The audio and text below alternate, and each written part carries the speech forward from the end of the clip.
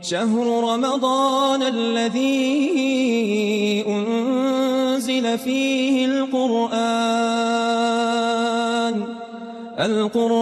هدى للناس وبينات من الهدى والفرقان فمن شهد منكم الشهر فليصمه ومن كان مريضا أو على سفر فعدة من أيام أخر يريد الله بكم اليسر ولا يريد بكم العسر